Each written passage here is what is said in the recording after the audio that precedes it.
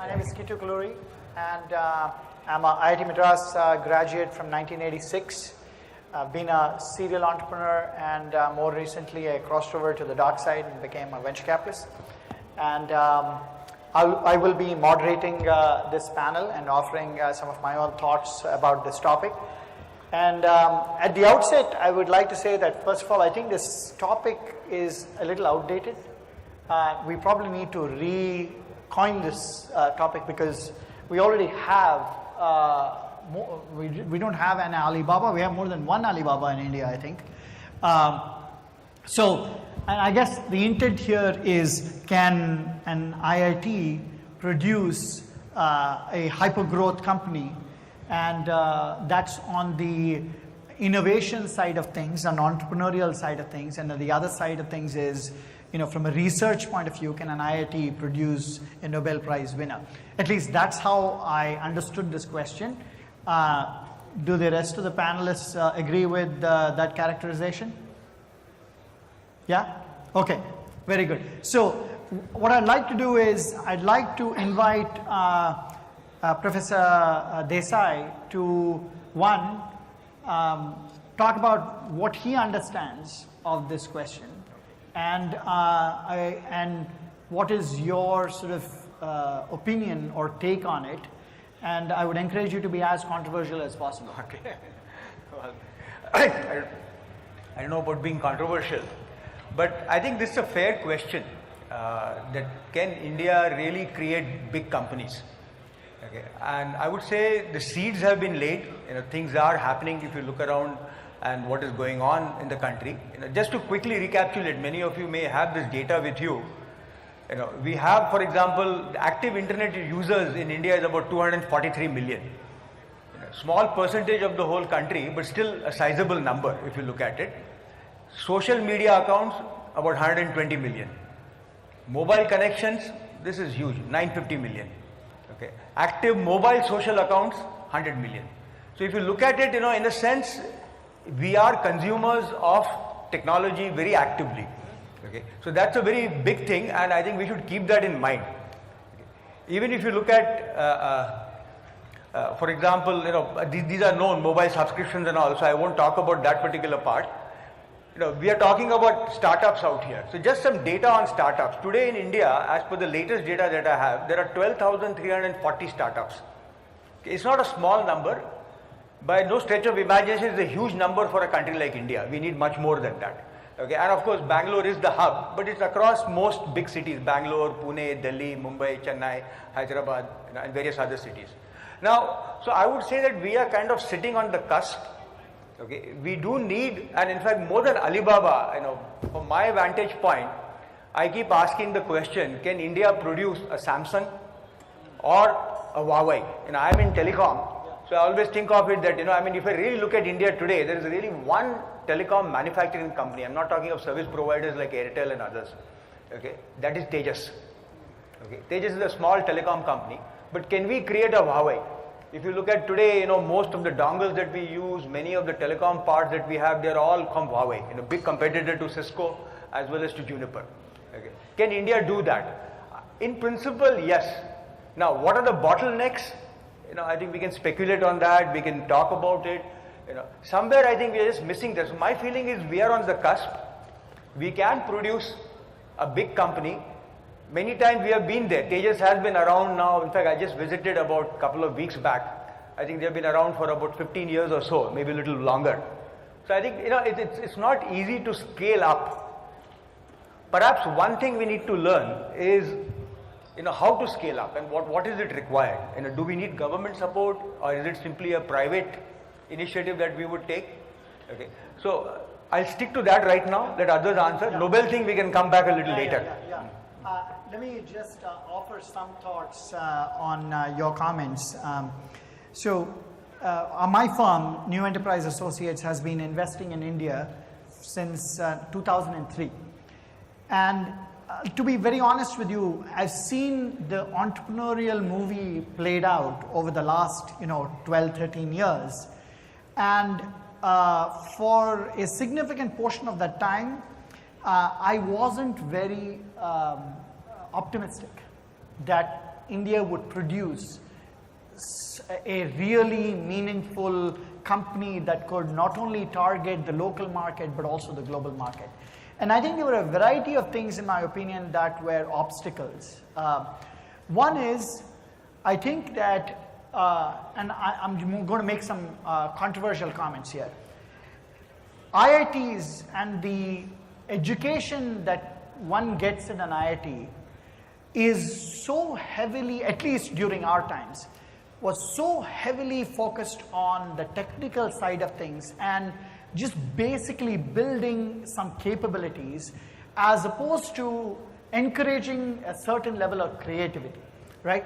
I mean, I would also say if I compare an IIT to national universities here in the US, the kind of liberal arts background or social sciences background you get here, even if you're doing a computer science degree or an engineering degree from an MIT or a Stanford, not to mention any of the other universities, is very significant. And that, I think, helps create a worldview and helps encourage a certain level of creativity. And another thing that I also felt about young entrepreneurs in India is there was a certain level of risk awareness, right? The culture, and this is something that is probably changing again, but it still exists. There is a social stigma around failure, okay? And I'll tell you guys a story about myself.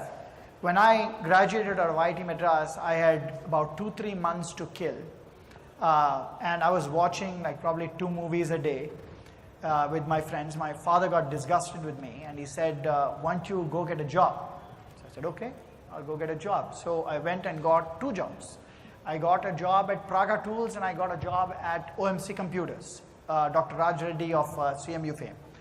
So I came back excited. I said, I'm going to join OMC Computers. My father said, are you kidding me? You're not joining OMC Computers. You should join Praga Tools. That's a Government of India joint venture. I was like, I'm not here. In 2 months, I'm gone. So he kept insisting.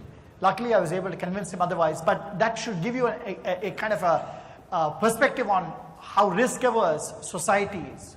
But that is changing, I think. The other thing that I'd offer is this. The early venture capitalists, when we first got into India, were large families like Tatas, Birlas, Ambanis. And let me tell you, I hope there are no Tatas, Birlas, Ambanis in the audience here, but they were rapacious as investors. I mean, this notion of a promoter is a very India-centric concept. Nobody cares about who promotes a company here in the US, for instance. The entrepreneur is the most important person. Right? Whereas in India, the guy who is invested in the money is the most important person. And that was actually very depressing for us as we got in. Again, we've come a long way. The level of risk-taking has increased. I just got back from India last Friday, and I'm like, for the first time, I felt like, wow, there is something new going on here. Right? And maybe it is the enthusiasm around Flipkart, Snapdeals of the world. E-commerce is taking off. To his point, there's now a tipping point of sheer number of internet-connected devices. But I still think there is one more thing that needs to happen, and it is government regulation. You know, if you think about why you can't produce a product company of significant size out of India, it is because of our labor laws in India. Employers cannot hire and fire easily. Our entire tax structure and our company structure, enterprise structure is geared towards a time when Gandhi and Nehru encouraged small businesses. You can't compete on a global stage with just small businesses. You have to let large enterprises exist and thrive. And you have to let people have an elastic workforce. You know, unions and unionization, especially in the tech sector, is killing the tech sector. Those are some of the reasons that I think we're unable to do it. It's more than just IIT. There is other factors involved. I'll stop there. And Professor Gonzalez? Thank you, Kitu. So first on the topic, I think I agree with you. The question is not can IITs produce an Alibaba or a Nobel, but when will they produce, and how soon? How do we accelerate this process? Just to give some background on IITs specifically, since some of you might have graduated from IITs 20 or 30 or 40 years ago, when primarily the BTech, the undergraduate teaching was the main focus of IITs. Research has become very important and a major activity in IITs in the last 20 years or so. And in fact, if you look even in IIT Mandi, a new institution, we have something like last year we had 2.5 journal papers per faculty member per year, which is, I think, and these are good quality international journals. Also, if you look back in 2002, Maninder Agrawal of IIT Kanpur came up with a test for primality with some students, and this earned him the Godel Prize, the Infosys Prize, the Bhatnagar Award, and so on. This is really world-class research that is being done, and this is true across all IITs. So IITs are serious research universities. We still have some way to go, but we, in terms of startup and so on, in the last, I think, 15 or 20 years, IITs together have incubated over 200 startup companies. These are incubated within IIT. This does not include companies like Infosys, Flipkart, and so on, which are major companies started by IIT alumni in India. So the question is more, how do we accelerate things? How do we come up? And I'd say, when you look at the successful companies in India like Flipkart and so on, most of them are based on business innovations, even a company like Indigo, Airtel, and so on. I'd say the question is, how do we come up with a company a large company which is based on a disruptive technology, not just on a business innovation. I'd say that to me, for IITs at least, since we're technology institutions, that should be the real goal. Yeah, it's a business model, yeah. I mean, it's a remarkable company, but again, it's primarily business model innovation. So this morning, John Chambers said that a company needs to reinvent itself from time to time. Now, the IIT system has been very successful, and I think IIT system needs to reinvent itself. Now, how do you get a mature educational institution with a large senate of professors and so on to reinvent itself? I think the way is by having new IITs. In fact, people talk about new IITs being weakening the brand. I think they are an opportunity to strengthen the brand. And the new IITs are something the government has given us, whether we like it or not, and it's an opportunity that we need to take advantage of. For instance, to give you some examples, see what can happen is that things which are difficult to, changes which are difficult to push in an established institution can fairly easily be tried out in a new institution, academic innovations. Let me give you some examples of what we are doing at IIT Mandi. One is we have a strategy of encouraging faculty to work on a few areas driven by the national priorities. So rather than just working on academic problems from the West, we work on problems driven by India's priorities where we can hope to be the best in the world. Secondly, to solve these problems, we realize that an interdisciplinary effort is required. So the interdisciplinarity is pervasive throughout IIT Mandi. We don't have departments, we've avoided these silos. We don't even have buildings associated with disciplines. We take faculty from different areas, mix them up together in their offices.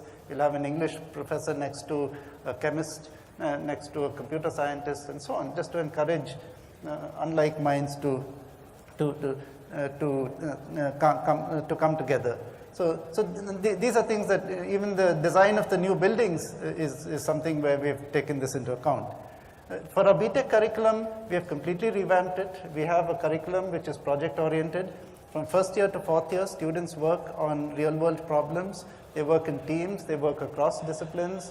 They take up problems, and by the end of the semester, they need to have a working prototype that they demonstrate. So the type of, and they do a lot of on-demand learning as needed rather than the kind of rote type of learning that was traditional earlier. So these are all innovations some of which will be successful, and what happens then is that the older IITs will in fact adopt some of these things once they're shown as successful. So this is why I think the new IITs is an opportunity for the IIT system to reinvent itself and adapt to change as time goes on. And I certainly welcome the fact that the government decided to start new IITs. I must confess that when I was in IIT Madras and we were told that IIT Hyderabad was started up and going to be mentored by IIT Madras, I, along with everyone else, said, this is a wrong decision, it should not be done. We had n number of reasons. Now that I'm in a new IIT, I believe that this is the savior of the IIT system. Okay. Dr. Sathe, how about you? What are your thoughts? Particularly, let's switch topics and switch gears and talk a little bit about the research angle, because I guess that's an area that's close to your heart. Okay. For me, it's a great pleasure again to talk with all of you. I think we are supposed to talk about the two topics having to do with Alibaba and Nobel. And I'll say a small thing about Alibaba, but I also want to talk about the Nobel Prize resolution. And in part because I received a Nobel Prize back in 2007, so I've been active about it since then.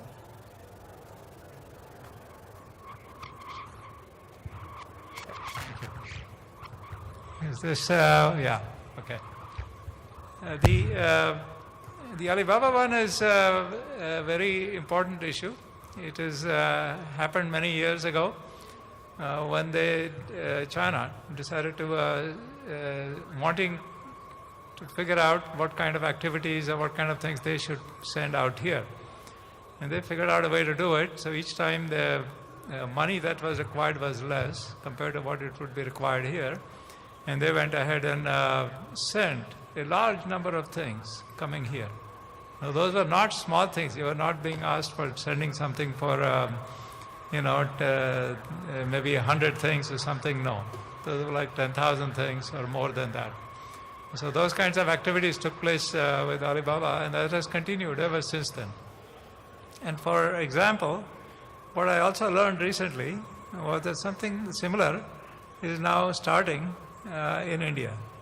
So there is a group in just in the southwest area in India, and that group also has started producing one particular topic which has to do with various types of toilets and technologies and things like that.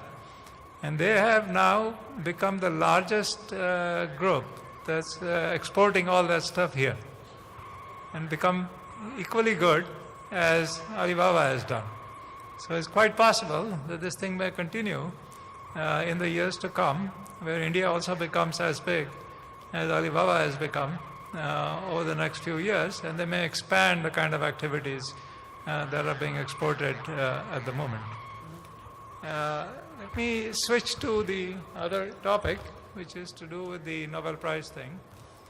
And the Nobel Prize thing, as you might know also, that I finished my the work with the IIT way back in 1969. And I started working at the Lawrence Berkeley National Lab after that. And the Lawrence Berkeley National Lab itself has about 12 Nobel Prizes. And this beginning goes back in 1940 or so. And ever since then, a lot of people have managed to get Nobel Prizes one way or another. And so not only this has happened with the Lawrence Berkeley National Lab, but it has also happened with the University of California, Berkeley itself, which has been equally actively collected these kinds of things. So the question really is, why is it that India doesn't do it equally well?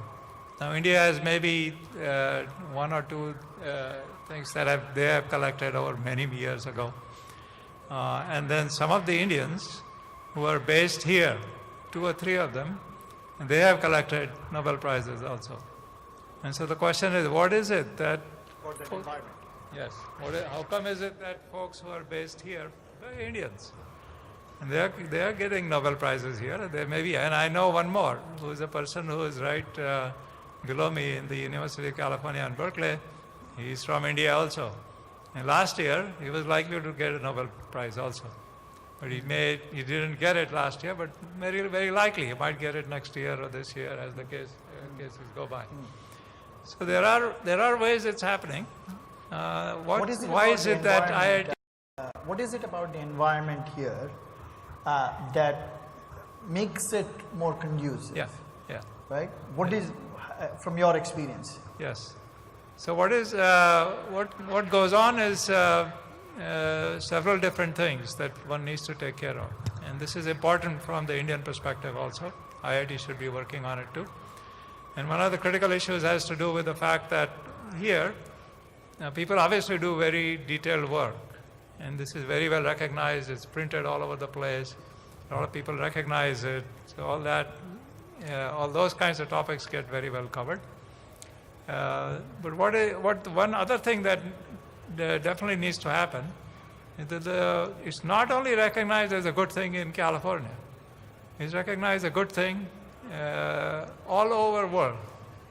So it's very clearly known that whatever work that they have done is exceptionally good thing and is very well recognized all over the world.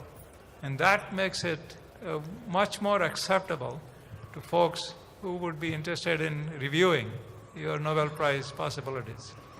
Now the topic, of course, is very important also.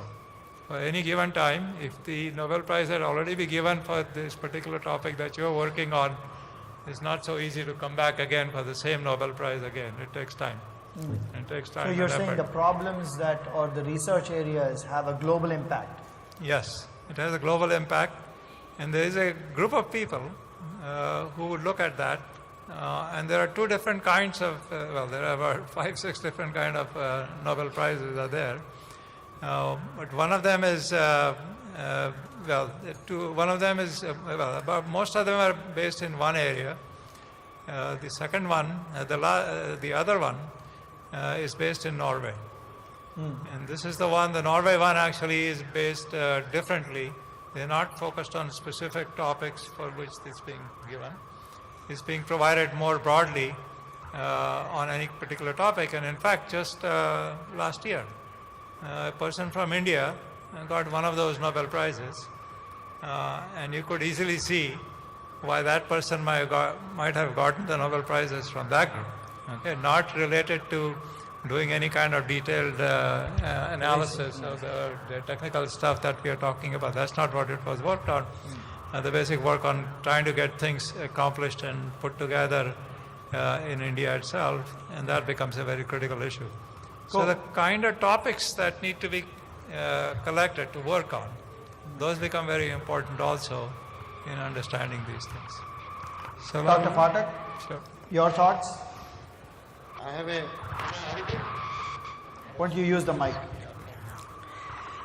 I have a slightly different perspective. I relate Alibaba to essentially generation of prosperity through innovative entrepreneurship, and I relate a Nobel Prize essentially to knowledge expansion through rigorous pursuit of satisfying your curiosity, and particularly when that curiosity is need-based, each fuel into the other. So Nobel Prizes, when they come in a community, they also mean a whole lot of meaningful research which fuels into expansion of businesses and expansion of prosperity.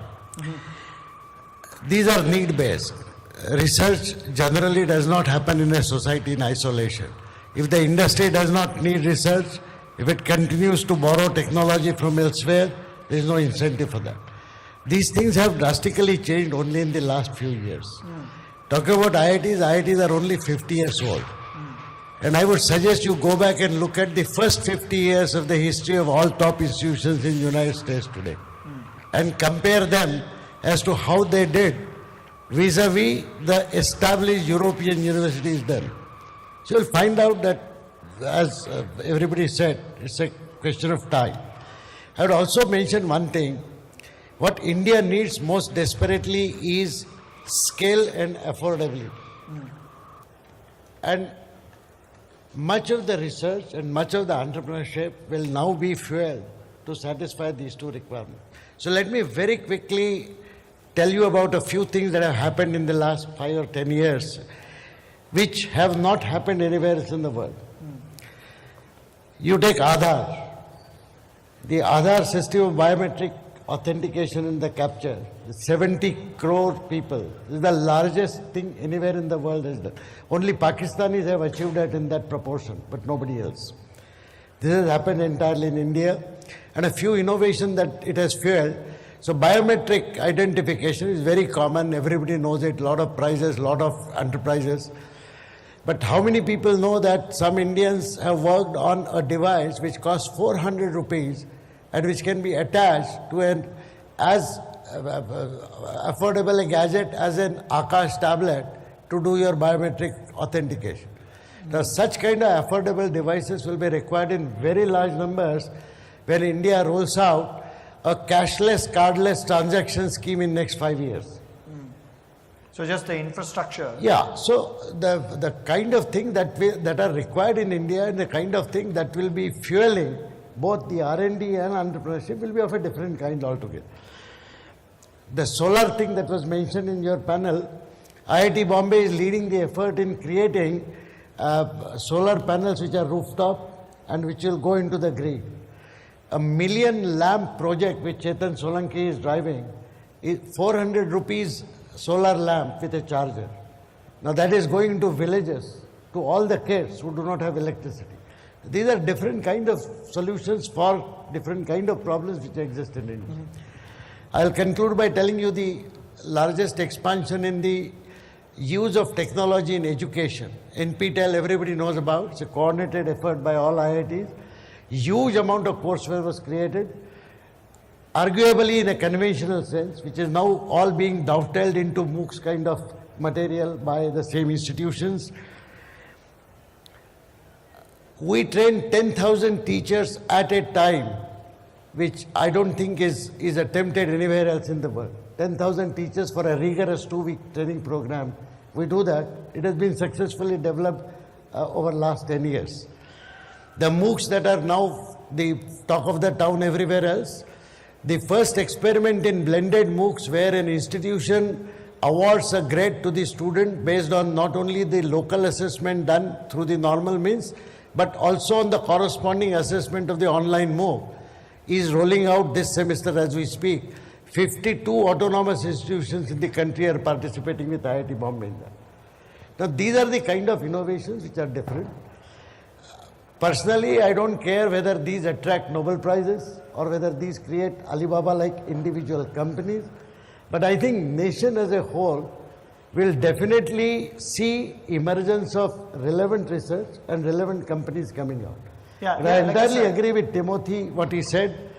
I know, for example, the experiment that Uday is doing in IIT Hyderabad of a 1 credit course or a 7 lecture course. These kind of conceptual module building is very rarely done in established universities, even in the United States. I thought that Rick Miller is going to speak sometime.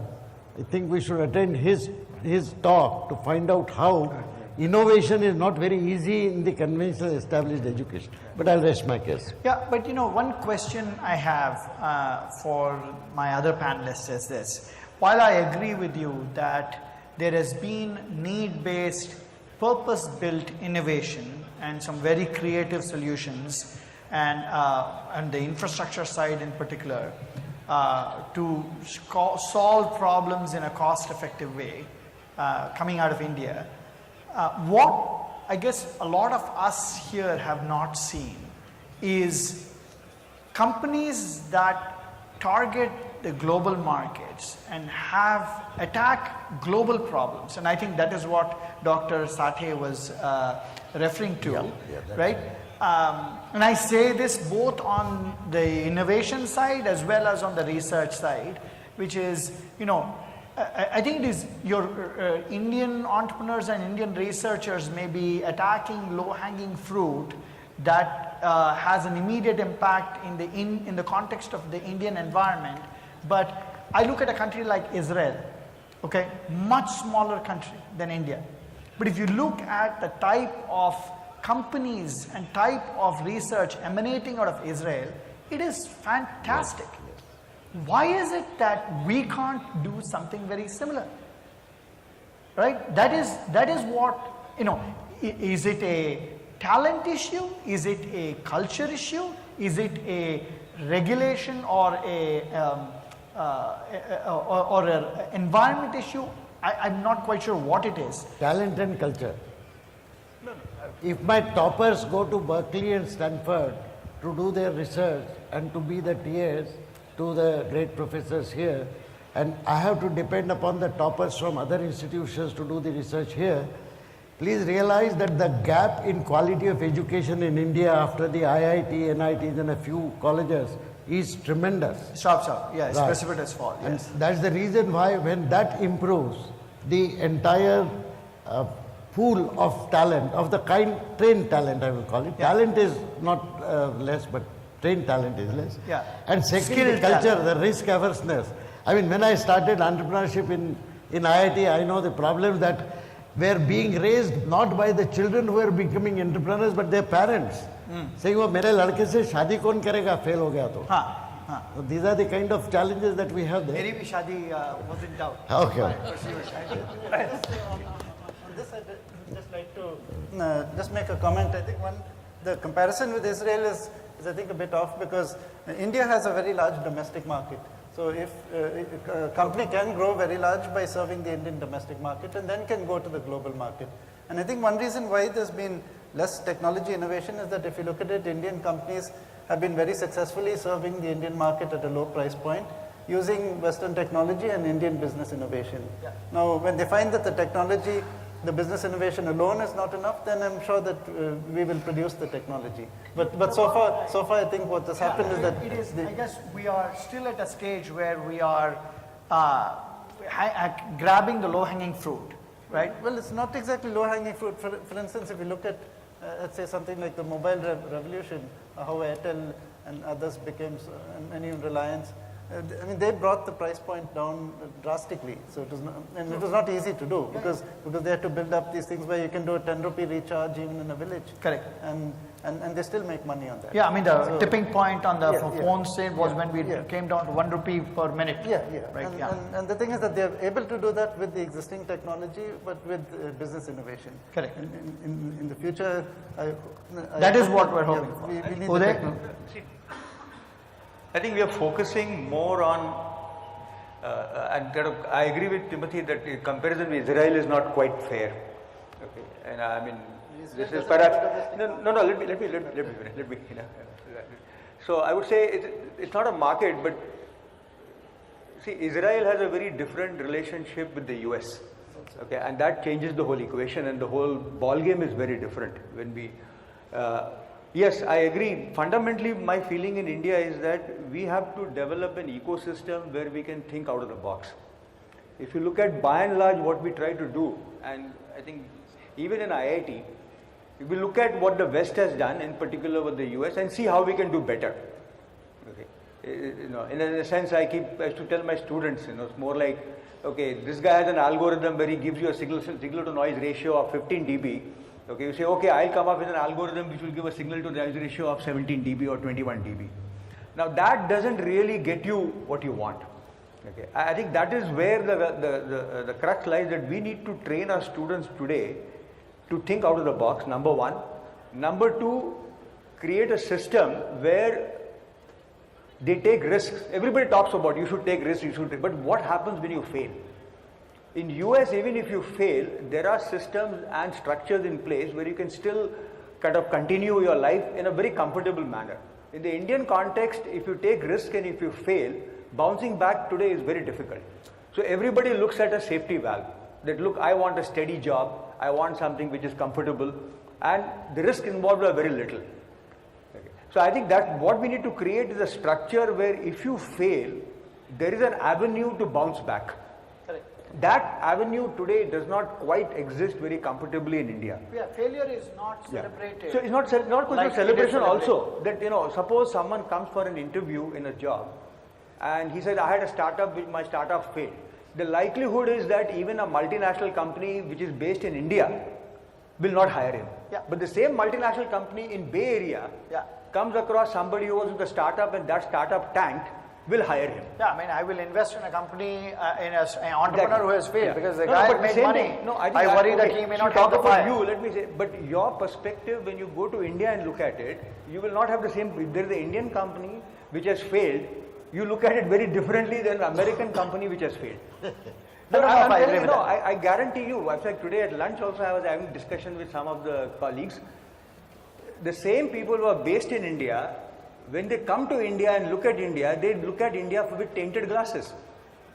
The perspective changes, and somehow your earlier perception or the perception of the country when you were there always seemed to dominate. Okay. So I think it is also important for the diaspora to look at India with a very, very different perspective, and not with the perspective the day you left the country. For many, though they visit, somehow the vision of India is frozen the day you left it and came to the US. No, I disagree So, with that. no, you didn't mean it. vehemently I'm just disagree making a with very that. generic statement, and that's I know too- you too want it generalized. controversial. So here's a Yeah, controversial yeah. statement. So I will. okay? So I think most of the people here are American citizens. There are few like me who are Indian citizens out here. Yeah. So I'm talking from India perspective and with my experience. What you do, the same problem, the same thing when you encounter in the US, you think differently and have a different approach. And when you come to India, you look at it differently. Let's So stop I think here. I want to that- open it up yeah. to Sure, I Q&A think- from the audience. Are there people? I think there's a question there. Right, sir? Right. Yeah. The other way. Let's say 10 years down the road, and we have the same discussion. Do you think that India would have an Alibaba or a Robot? Yeah, I actually don't worry about Alibaba. I think we'll definitely have an Alibaba. We already have an We Alibaba. already have, All we're right? almost there. And I think, like Professor Desai said, you know, if you look at the sheer number of people who are connected to the internet, and there is a tipping point, there is a transformation happening in India. You know, particularly if you look at mobile devices, that has caused a tremendous transformation in India. And I think Tim's point is also a great one, that the Indian telecom service providers have also innovated from a business model point of view to bring down the cost of delivery down to a level where that has enabled this explosion. Stop for a second, right? So, with respect to drugs and medicine, like we had, 20 years ago, we replicated the West, we brought down the cost of medicines, etc. And I would like to know how many new drugs we've come up as a country after that, right? So just because the cost comes down does not mean, what you invest in companies. So I'm just asking you a question in terms of the panel. Just more. Yeah, I guess the question we don't know yet is the question that I guess what we are saying here is this, right? That Indians have figured out a way of taking existing technology and kind of applying it in a cost-effective way and doing some business model innovation. What we haven't yet seen a lot of is original technological innovation and businesses built on a technological innovation that is truly original and disruptive emanating out of India. That's what we're talking about. Yeah, please, go ahead. Your question was very specifically about the time period that it might take, and you asked a question about whether it can be done in 10 years. So let me tell you, even in IITs, serious research of a global perspective started only about 20 years ago. Earlier, they were essentially good teaching institutions. Now, the time period that is required to mature to the level that you mentioned, there is a minimum time period, and there is also a How much is that? So I'll tell you, my guess is that some significant things you should start seeing not within 10 years, but from 15 years from today, that is 2030 onwards. And between the period 2030 to 2050, those 20 years will be the pinnacle of the kind of thing that you see here happening independently in India. That is my guess. I will surely live to see what happens in 2030. I'm not so sure about 2050. I'll make one I point. hope to. Okay, go ahead. Go ahead. On this issue of replicating, using Western technology and Indian business models, I should also say that there is also technology innovation happening in India. To give you one example, if you look at the world's largest core banking system is the State Bank of India with about 400 million accounts. And this is a TCS product, banks, and this same product is used in the Bank of China, which is the second largest core banking system in the world. Now, if you look at the origin of this product, it was actually initially developed by some Australian company and then bought by TCS. At the time it was bought, it could handle something like a few million transactions per second. And then TCS, along with people from IIT, and improved the technology to the stage where it would work at 30 or 40 million transactions per second, so a factor of 10 improvement. So this was actually a tremendous technology improvement also, apart from business improvement. Now, I will endorse it completely because I had evaluated it, I had selected it, and I have seen TCS doing global class level work on that system. Yeah, exactly. Now, I think the next thing that we want is that there should be disruptive technology developed in India that succeeds. Over here, we took the basic technology, low-level technology from elsewhere, and enhanced it by a major factor. I actually am very bullish about it. Like I said, I just came back, and in fact, I tweeted about this. I said there's something going on here, and it's not just from the IITs. I met a couple of kids from Kalinga Institute of Industrial Technology in Orissa. And what they had built using GPS and for a last mile delivery optimization, there is today in the Bay Area, there is this hype around big data analytics and machine learning. If you have a startup that doesn't wrap itself around those flags, likelihood of you getting funded is kind of low. But I think that there are a lot of Indians who have maybe been educated at an IIT and other premier colleges, come here, gone back, and have started to build some companies. There is a talent that is in the right place at the right time.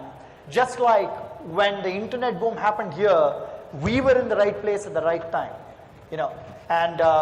If you didn't, at that time, if you started a company and your VP of engineering was not Indian, you were doing something wrong. And so I'm seeing some of the same macroeconomic dynamic. In fact, I agree with the perspective that Kittu is presenting. Yes, I think the atmosphere has changed, but we need to do a lot more. As I mentioned, there are more than 12,000, 13,000 startups in the country, but that's still a small number. What we need is at least about 100,000 startups. I think that bug has stricken many of the graduates, not just IIT as he correctly mentioned, even from NITs and other places, after finishing their BTech, are beginning to take the risk, irrespective of the parents opposing it, and starting companies. The ideas are small, okay? That's what I feel. I think somewhere somebody needs to think big. And also what I would talk about, what is required to actually take the leap forward, and here, essentially it's the diaspora and some people from India. There is a concept which, in fact, a former student of mine has been talking about, something called parallel innovation. Okay.